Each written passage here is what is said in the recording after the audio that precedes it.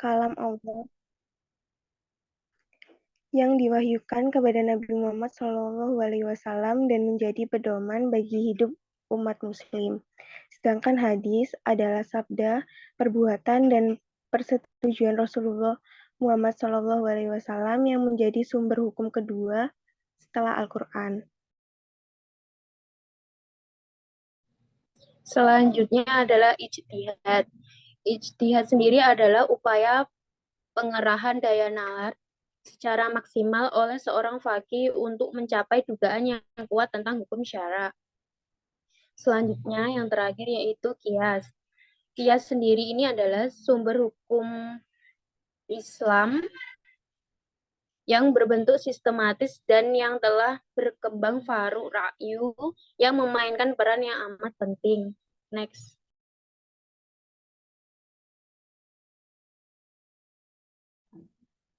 Selanjutnya yaitu A. Kandungan dalam Al-Quran, yaitu melalui wahyu yang disampaikan kepada Nabi Muhammad SAW, ia merupakan dasar dan sumber hukum utama bagi syariat. Dalam hubungan ini Allah Subhanahu wa taala sendiri menegaskan dalam Al-Qur'an, Inna anzalna Al-Qur'anan Arabiyyan la'allakum ta'qilun. Artinya, sesungguhnya kami menurunkannya sebagai Al-Qur'an berbahasa Arab agar kamu mengerti.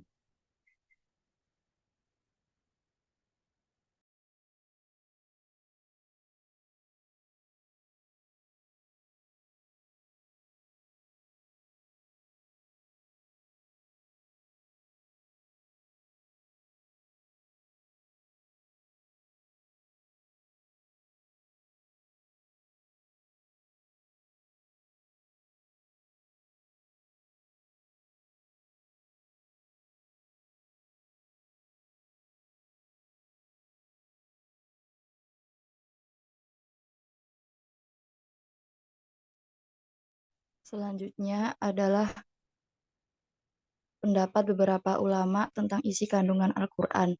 Antara lain, 1. Petunjuk mengenai akidah yang mewajibkan beriman kepada Allah, malaikat-malaikat, kitab-kitab, rasul-rasul, dan hari kiamat, serta qada dan qadar. Hal ini merupakan garis pembeda antara iman dan kafir. Yang kedua, petunjuk mengenai syariah, yaitu jalan yang harus diikuti manusia dalam berhubungan dengan Allah dan dengan sesama insan, demi kebahagiaan hidup di dunia ini dan di akhirat kelak. Yang ketiga, petunjuk tentang akhlak, mengenai yang baik dan buruk yang harus diindahkan oleh manusia dalam kehidupan individual maupun kehidupan sosial. Next.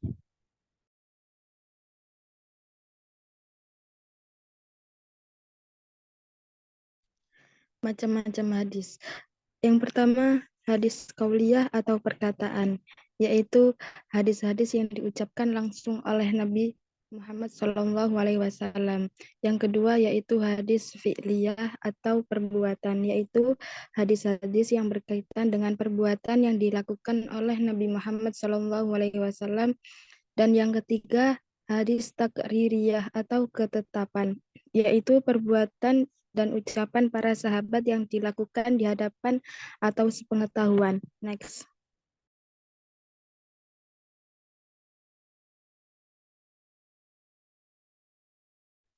Hakikat ijtihad. Yang pertama, ijtihad adalah pengerahan daya nalar secara maksimal. Yang kedua, usaha ijtihad dilakukan oleh orang yang telah mencapai derajat tertentu di bidang keilmuan yang disebut faqih. Yang ketiga, produk atau yang diperoleh dari usaha ijtihad itu adalah dugaan yang kuat tentang hukum syara yang bersifat amaliyah. Yang keempat, usaha ijtihad ditempuh melalui cara-cara istinbat. Next.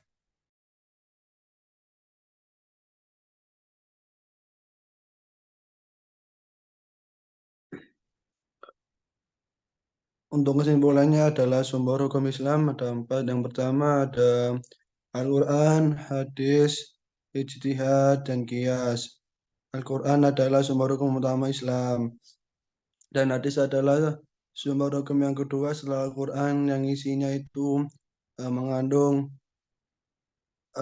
pengertian lebih luas yang ada di Quran.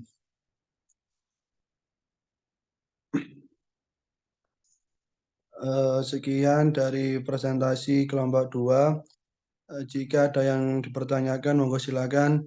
Saya kasih 2 anak.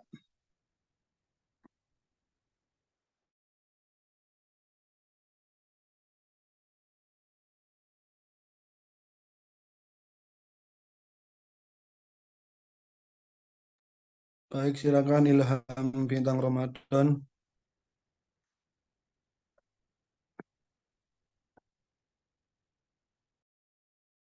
Baik, terima kasih atas kesempatannya.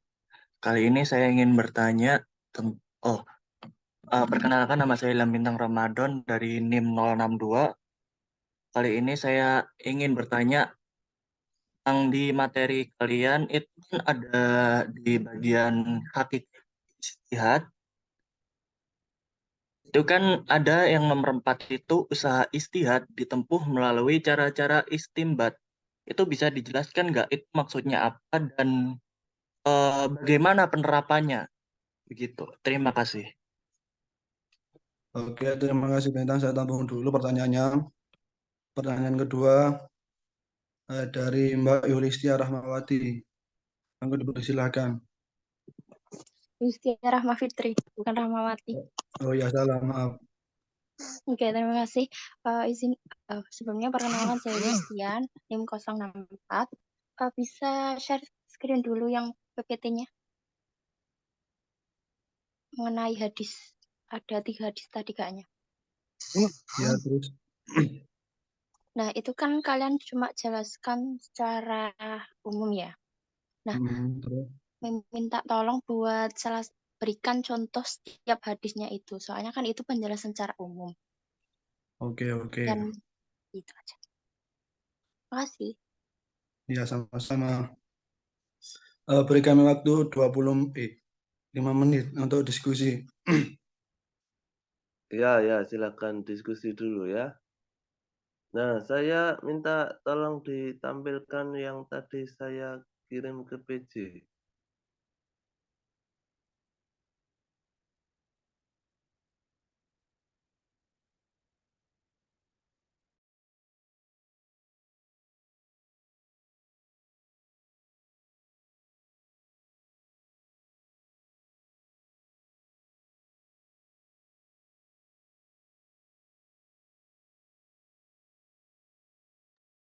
Bentar, Bapak. Oh ya, yang itu dulu ya, apa Ulumul Quran dulu.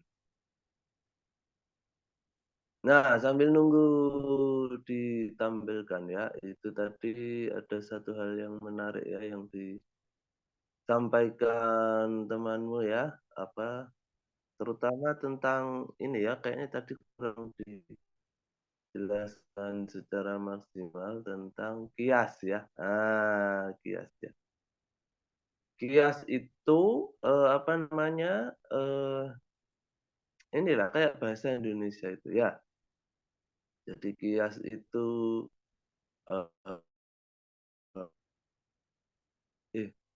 bisa nggak itu? Itu ditampilkan bisa. Itu yang slide tadi ulumul Quran ya.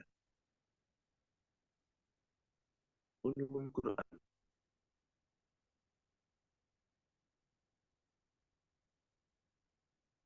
Nah, itu bentuknya begitu ya. Bentuknya slide harusnya.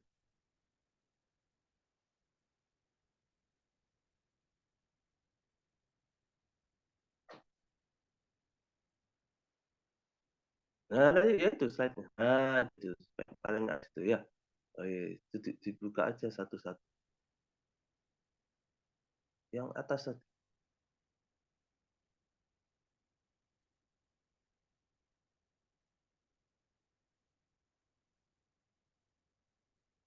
Ya, jadi kias itu apa namanya? Ya sama kayak bahasa Indonesia ya, dikiaskan atau sama. Perasaan sudah pernah tak jelaskan ya. Misalkan ini ya, alkohol misalkan ya. Alkohol itu kalau kalian cari di Al-Quran atau hadis, ya nggak ada ya.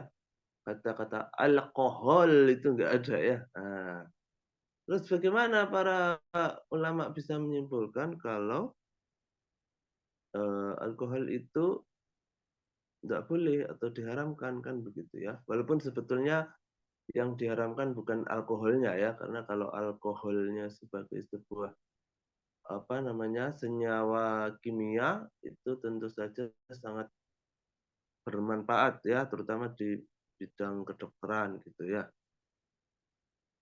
Yang nggak boleh adalah ketika dia disalahgunakan menjadi minuman kan begitu ya. Nah, menjadi minuman. Nah, kemudian dikiaskan kemana? Nah, di Al-Quran nggak ada alkohol gitu ya, adanya khomer. Nah, alkohol ini kemudian dikiaskan pada khomer. Kenapa? Karena sifatnya sama kan begitu ya, sifatnya sama. Sama-sama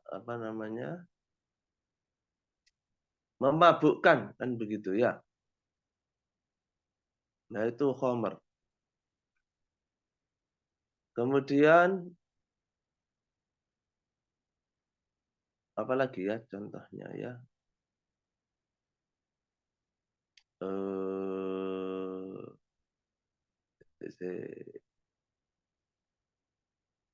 Nah, ini misalkan ini horor gitu ya, horor dalam dunia bisnis ya, kan kita bahas fikih muamalah ya.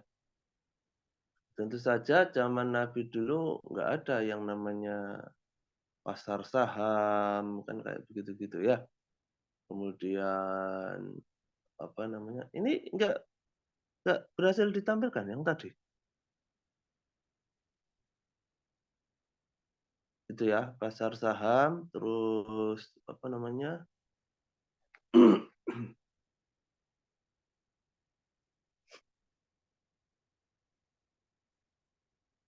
obligasi kan begitu ya. Zaman Nabi belum ada. Nah, terus bagaimana? Nah, yang ada zaman Nabi kan begini ya. Rasulullah pernah melarang menjual anak sapi yang masih di dalam perut. Nah, gitu ya. Nah, itu kiasnya sama dengan apa? Atau hukumnya sama dengan apa? Sama dengan dilarang menjual sesuatu yang belum dimiliki sepenuhnya. Ya, belum dimiliki sepenuhnya. Misalkan apa? Misalkan itu adalah ini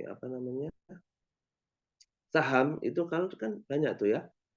Saham itu banyak sekali orang itu kalau dalam dunia trading itu menjual sesuatu yang belum dimiliki sepenuhnya begitu ya. Nah, itu menurut muamalah tidak boleh itu ya. Kalau anak sapinya belum lahir, tidak boleh dijual dulu sebelum lahir. Kenapa? Karena ada gorornya kan begitu ya. Bisa jadi nanti anak sapinya lahir ternyata mati, kan? Atau bisa jadi cacat, kan belum tentu. Penuh dengan ketidakjelasan. Makanya tidak diperbolehkan dalam muamalah, gitu ya. Oke, kalau gitu tak coba tampilkan sendiri deh kalau sulit ya. Semoga bisa. Bapak izin menjawab, Bapak.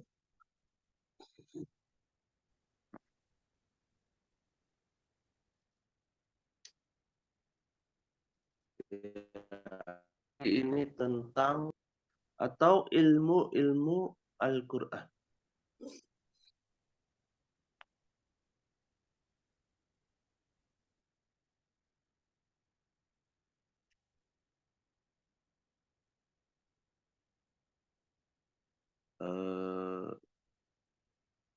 Nah, ini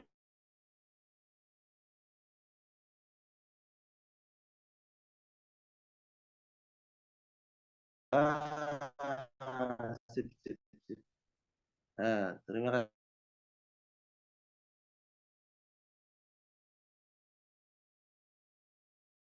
Arif ulumul Quran, nah, kan begitu ya. Apa itu ulumul Quran? Ulum dari kata ya, al-fahmu wal idrak, loh hilang, dan menguasai. Kok bergerak sendiri ya. Nah, kemudian arti kata berubah menjadi permasalahan yang beraneka ragam yang disusun secara ilmiah. Itu pengertian ilmu atau ulum. Nah, ulum berarti plural ya atau jamak dari ilmu. Oke, lanjut.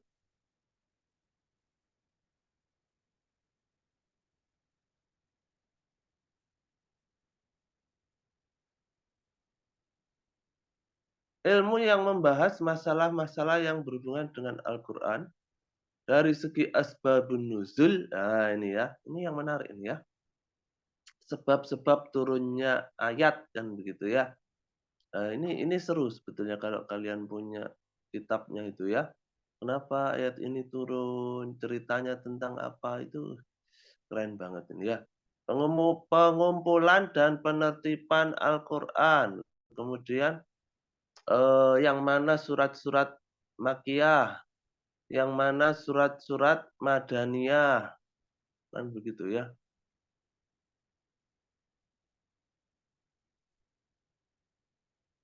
Kemudian apa namanya, nasih wa mansuh. Nasih wa mansuh itu apa namanya, ada yang apa, gimana menjelaskannya ya, nasih ada yang dihapus begitu ya, misalkan ayat yang dulu turunnya awal kemudian dinasahkan dengan ayat yang turun selanjutnya. Misalkan begini, misalkan dulu itu janganlah kamu sholat antum sukaro, kan begitu ya. Jangan kamu sholat padahal kalian sedang mabuk. Nah, itu berarti boleh awalnya apa namanya, mabuk-mabukan itu boleh begitu ya zaman dulu ya. Nah, kemudian nanti perlahan-lahan akan turun ayat yang sama sekali nggak boleh mabuk-mabukan. Nah, kan begitu ya. Yang terakhir itu bahkan menyatakan bahwa apa namanya, ma askaro kasiruhu faqaliluhu haram, kan begitu ya. Apa yang sedikitnya itu salah. Apa yang banyaknya bikin mabuk, maka sedikitnya juga tetap haram, kan begitu ya. Kalau kalian tahu apa bir bintang itu kalau banyak bikin mabuk, kalian minum gelas kecil aja nggak boleh. Nah, kan begitu ya. Nah, hikmahnya apa? Hikmahnya adalah kalian yang namanya orang mabuk-mabukan itu nggak mungkin gitu ya minum langsung sak gelas gede, itu nggak mungkin. Pasti mulainya dari sedikit dulu. Nah, dikit dulu, tambah, dikit dulu, tambah gitu ya. Nanti lama-lama ya mabuk beneran, kan begitu ya.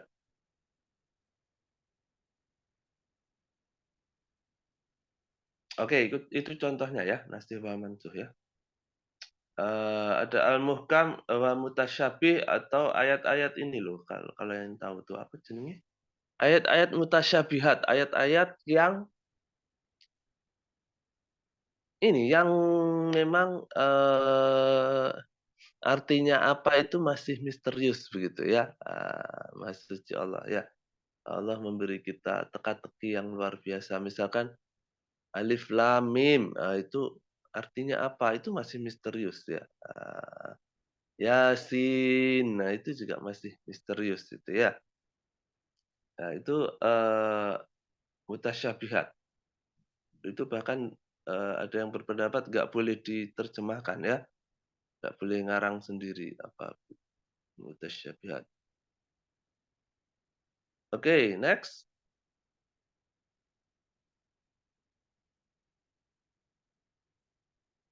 Nah, ada juga usul tafsir kan begitu ya. Nah, dasar-dasar tafsir kan yang dibahas berkaitan dengan masalah yang harus diketahui mufasir dalam menafsirkan Al-Qur'an. Ini nggak boleh sembarangan ya kalau tafsir Quran. Biasanya ini apa? Ulama khusus saja yang bisa. Ya, lanjut.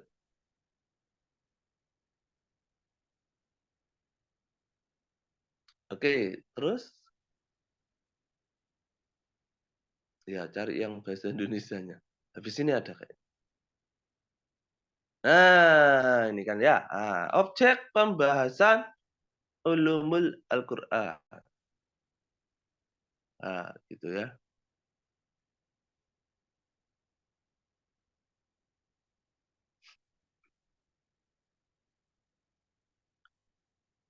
Ada sejarah dan perkembangan ilmu Al-Qur'an, ya toh. Kemudian pengetahuan tentang Al-Qur'an, makna, karakteristik, nama-nama Al-Qur'an, wahyu turunnya, Makkah, Madaniyah, asbabun nuzul, dan seterusnya. Kemudian metodologi penafsiran Al-Qur'an.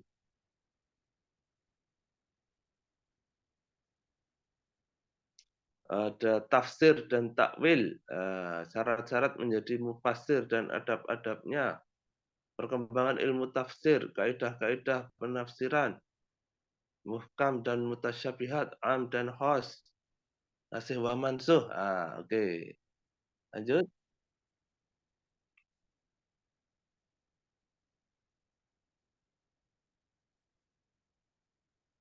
Sejarah dan perkembangan. Ada masa Rasulullah, masa khalifah, sahabat dan tabi'in, dan penulisan modern. Ya, lanjut.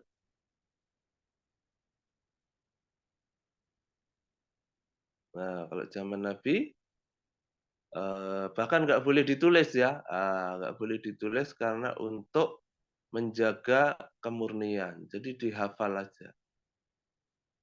Oke, selanjutnya.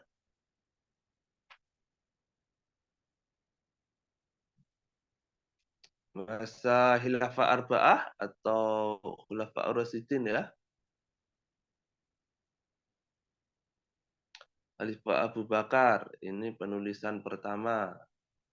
Kemudian Khalifah Utsman menjadikan satu mushaf bersama ya. Yang sangat terkenal itu mushaf Utsmani ini ya, mushaf Utsmani. Kemudian Khalifah ini Sayyidina Ali mulai mempelajari tentang nahwu dan diberi harokat, i'robil Quran, begitu ya.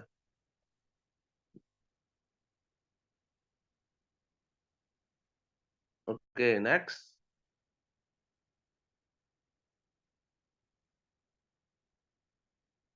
Ya, lanjut.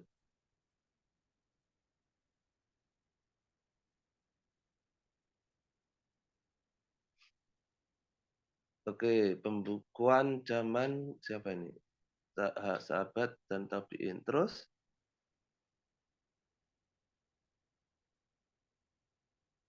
Al-Ma'sur bir-Ra'yi.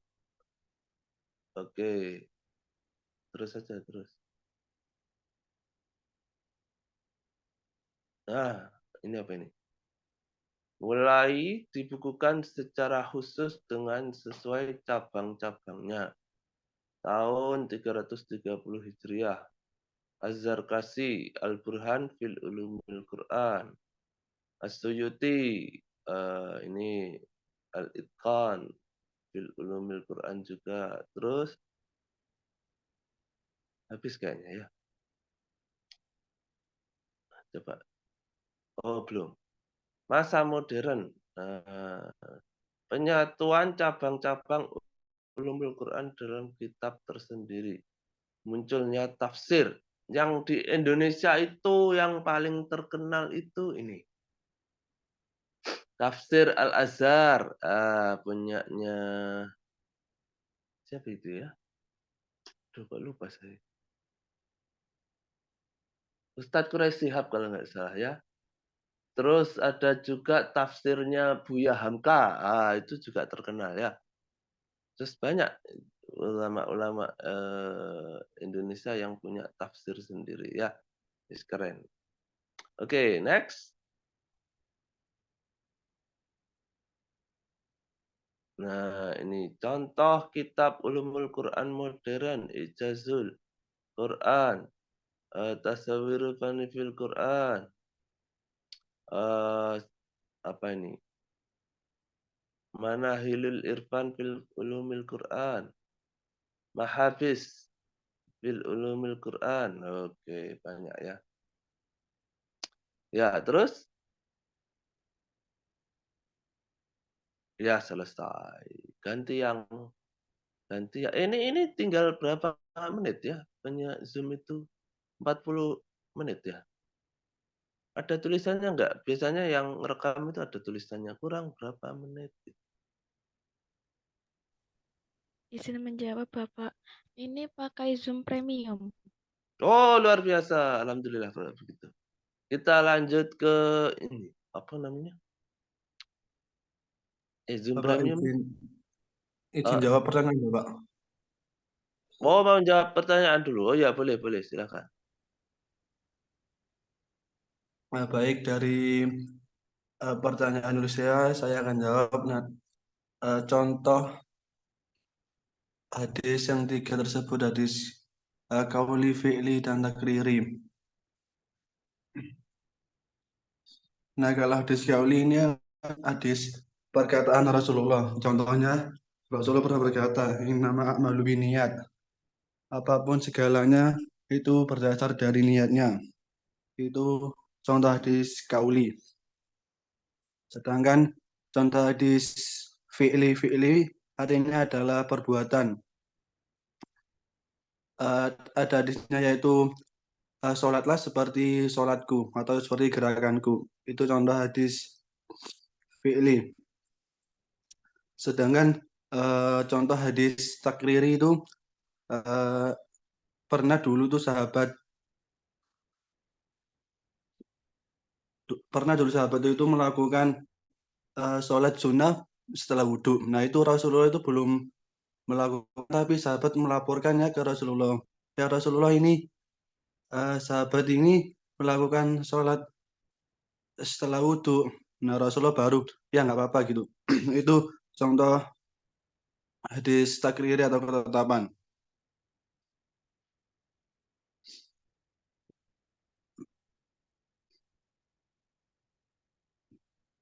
Dari sini, apakah bisa diterima? Terima kasih. Oke. Lanjut untuk pertanyaan yang bintang Ramadan akan dijawab oleh teman saya.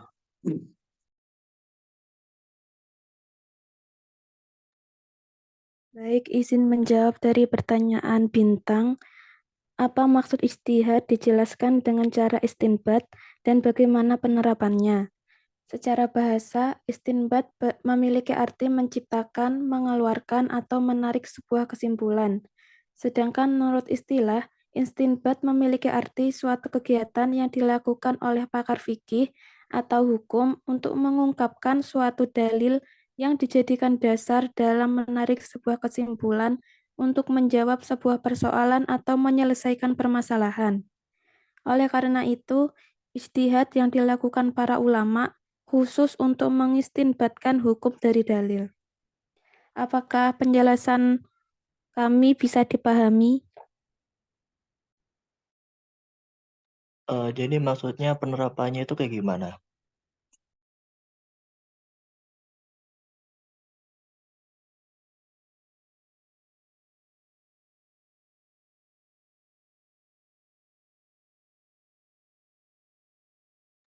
Bisa sedikit dijelaskan?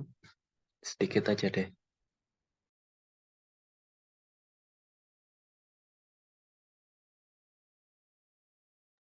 Sebentar. Gini Mas Bintang. Istinbat kan artinya kan tadi yang dijelaskan oleh teman saya kan menciptakan atau mengeluarkan sebuah kesimpulan sesuatu mengenai yang belum ada di Quran sama hadis kan. Nah penerapannya yaitu pada saat apa ya kayak ulama kumpul terus membahas suatu permasalahan yang baru, nah itu namanya istinbat gitu. Kan menciptakan atau membuat suatu kesimpulan yang baru gitu. Apakah ini boleh dan tidak gitu. Oh iya, ya, baru nggak. Oke. Makasih jawabannya.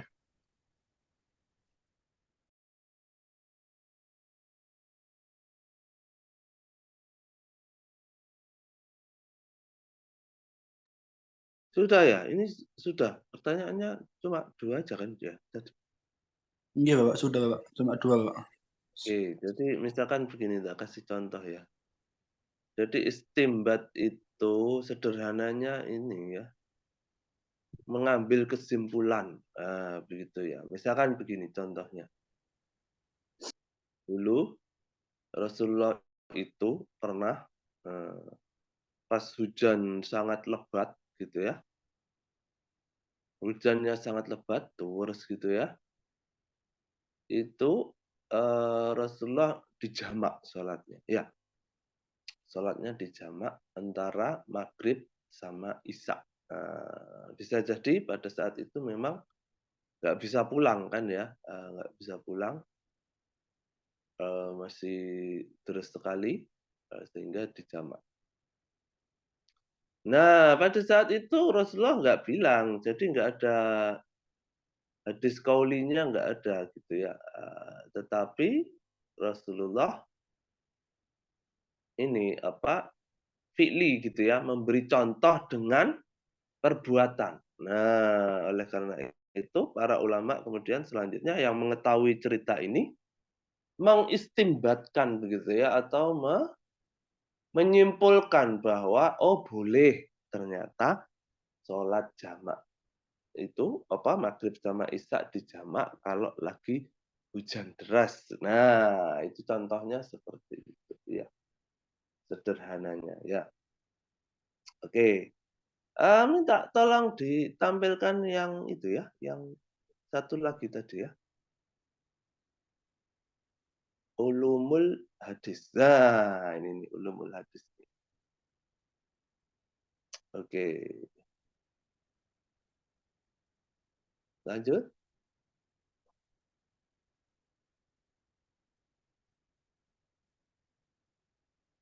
Nah, ini keren kan?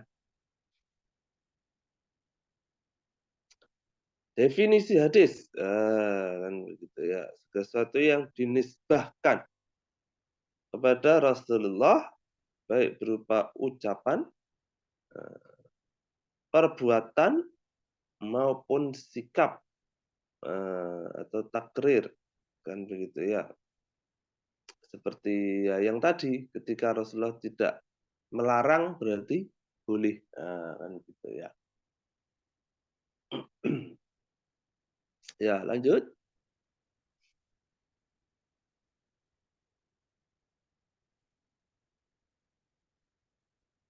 Istilah hadis. Biar agak gede caranya gimana ya? Oh ya ini sudah. Tradisi, sesuatu yang sudah dibiasakan.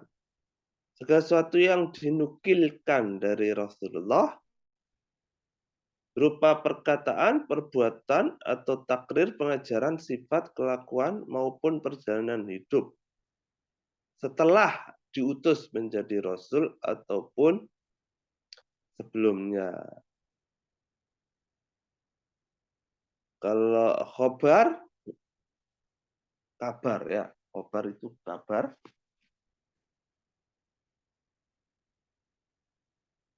Searti dengan hadis, tapi biasanya untuk hadis-hadis yang marfu. Marfu ya. Asar itu hadis-hadis yang mauquf. Saya lupa istilahnya apa ya. Asar itu ini. Kadang-kadang ada yang beranggapan asar itu perkataan sahabat gitu ya. Asar itu ya. Jadi derajatnya itu tidak sekuat khobar apalagi sunnah ya. Ya, lanjut.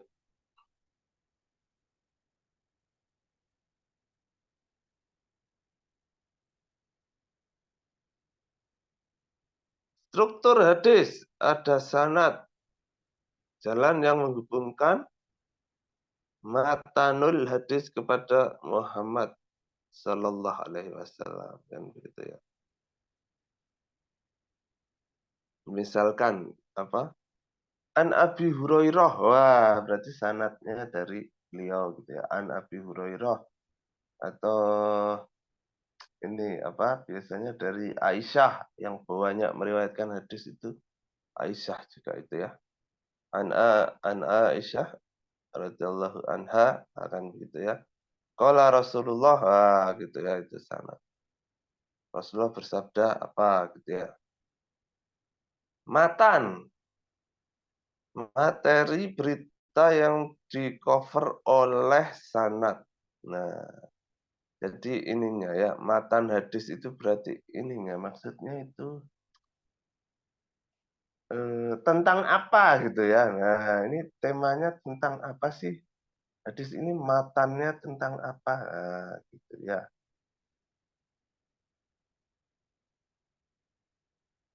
Terus rawi, orang yang menyampaikan hadis dalam suatu kitab yang diterimanya dari gurunya. Perawi hadis biasanya istilahnya ya. Oh, orang ini adalah perawi hadis biasanya begitu ya istilahnya ya.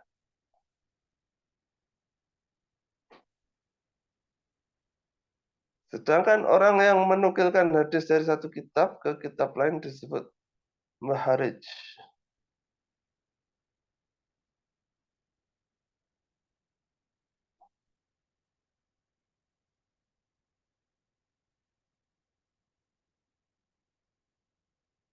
Oke, lanjut.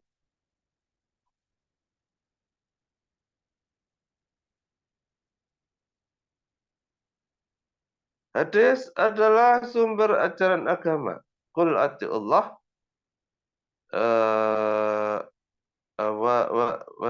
ini kok tulisannya enggak ini ya, berantakan ya. Fa in tawallaw fa innallaha la yuhibbul kafirin. Ali Imran ya.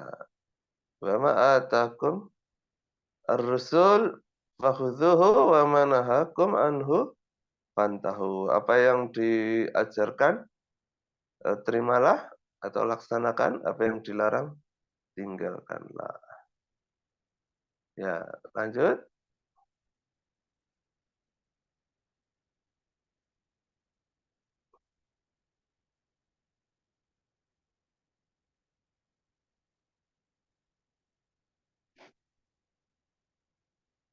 Hadis memiliki 3 keadaan.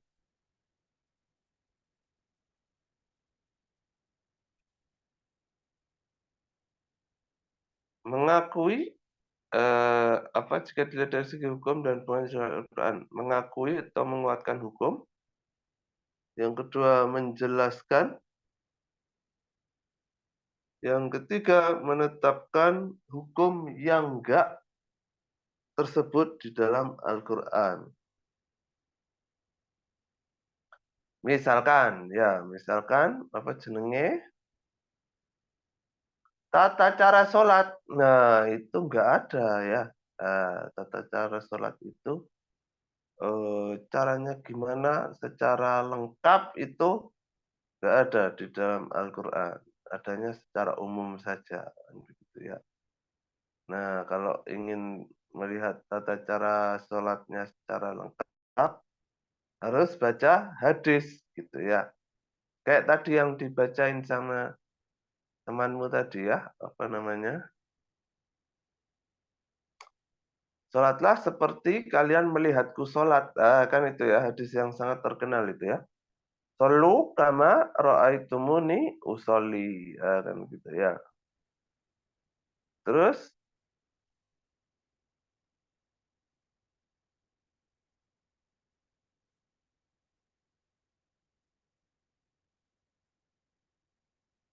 hadis pada periode Rasul.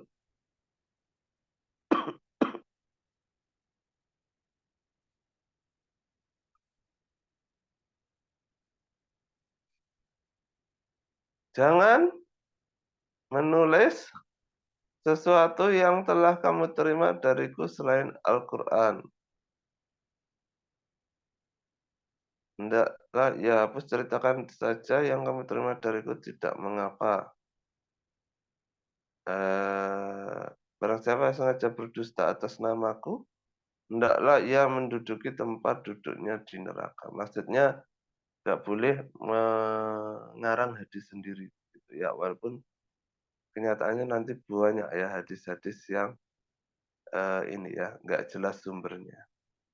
Oke, lanjut.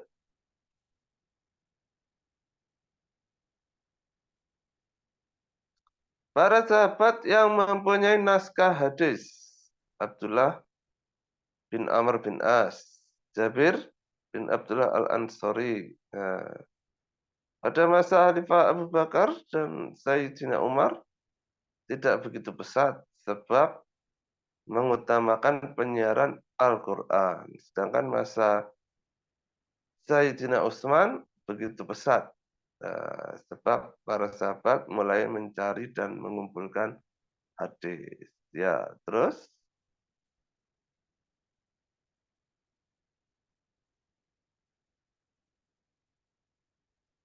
pembukuan mulai Khalifah Umar bin Abdul Aziz biar tidak mudah hilang, ya toh? Untuk memelihara dari hadis-hadis maudhu atau yang nggak jelas kesahihannya ya.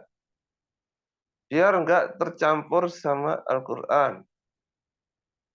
Terus mengantisipasi karena banyak sahabat yang hafal hadis meninggal dunia karena usia atau karena pertempuran ya, syahid ya. Oke, next.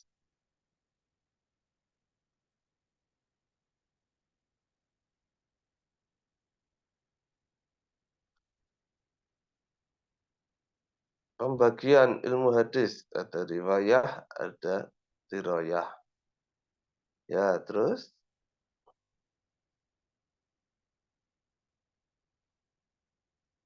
riwayah. Ilmu pengetahuan membahas bagaimana mengetahui cara-cara menukil, memelihara, dan pembukuan. Baik berupa kauliyah, ya tadi ya, perkataan, fi'liyah, perbuatan, atau takririyah. Ya. Faedahnya menghindari salah kutip terhadap apa yang disandarkan kepada Rasulullah. Terus,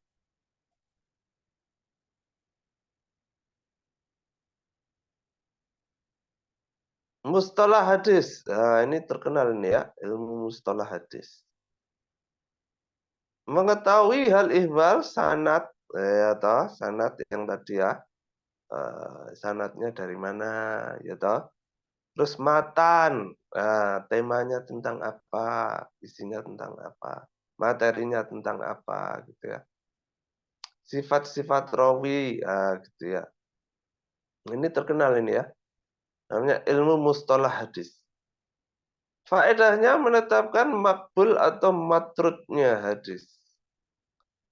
Selanjutnya diamalkan yang makbul, ditinggalkan yang matrud, kan begitu ya. Makbul berarti disepakati ya toh. Oke, next.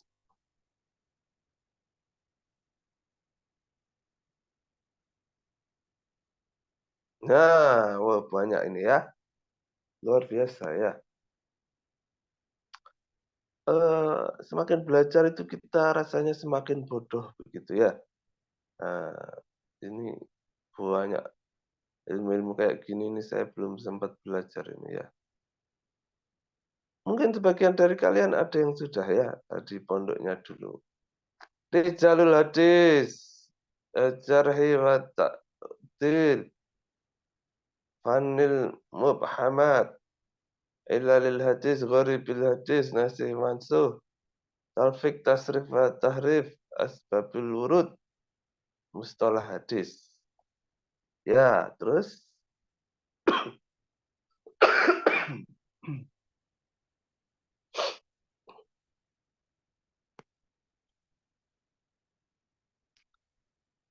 Rijalul hadis membahas para perawi hadis, sahabat tabi'in maupun angkatan sesudahnya. Rijal itu dari kata laki-laki ya, rijalun bahasa Arab. Jarhi wa ta'dil membahas tentang sifat seorang rawi. Nah, Fanil mubhamat, ilmu yang dengannya diketahui nama orang-orang yang tidak disebut dalam matan atau sanad. Ilalil hadis, menerangkan sebab-sebab tersembunyi tidak nyata yang dapat cacat. Berarti ini ya, menyelidiki kayak gitu ya. Gharib, makna kalimat yang terdapat dalam matan yang sukar diketahui dan apa namanya, kurang terpakai oleh umum. Terus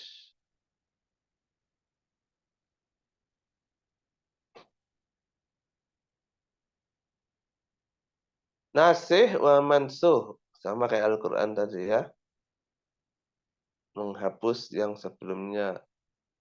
Talfikil hadis, mengumpulkan hadis-hadis yang secara lahir bertentangan. Tasrif wa tahrif, hadis yang sudah diubah titiknya. Asbabul wurud, kayak ini kalau Al-Quran kan ini ya, asbabun nuzul ya toh. Mustalah hadis, ya, istilah-istilah yang dipakai oleh ahli-ahli hadis. Oke, terus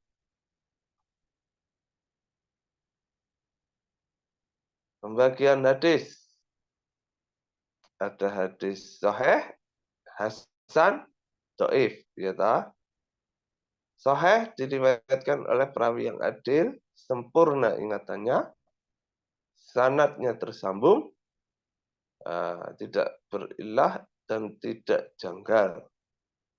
Hasan biasanya cuma diriwayatkan satu orang ya. Tapi enggak begitu kokoh ingatannya, tersambung sanadnya tidak terdapat ilat dan kejanggalan. Hasan itu biasanya perawinya sedikit atau enggak banyak ya. Kalau sahih itu perawinya banyak ya, banyak yang meriwayatkan. Dhaif, dhaif itu lemah ya, hadis yang kehilangan satu syarat atau lebih dari syarat-syarat sahih dan hasan. Ya, nampaknya sampai di sini dulu ya untuk materi hari ini. Paling tidak kita sedikit paham tentang ulumul Quran sama ulumul hadis ya toh. Terus tadi juga ada qiyas gitu ya. Terima kasih ya kelompok berapa tadi ya? 2 berarti ya. Kelompok 2, terima kasih. Kita ketemu lagi minggu depan ya, insya Allah. Ada pertanyaan dulu sampai di sini? Ya, mohon maaf saya masih agak batuk ini ya. Gimana? Ada pertanyaan? Ya, Belum kalau ada, Bapak. oke, nanti kalau ada boleh disusulkan ya minggu depan atau bagaimana.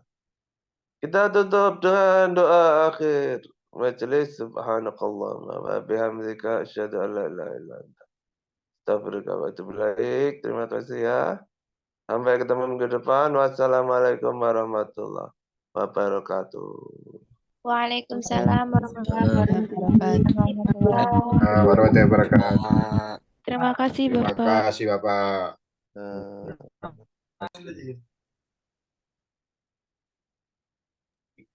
Info kompon. Muhammad Dis.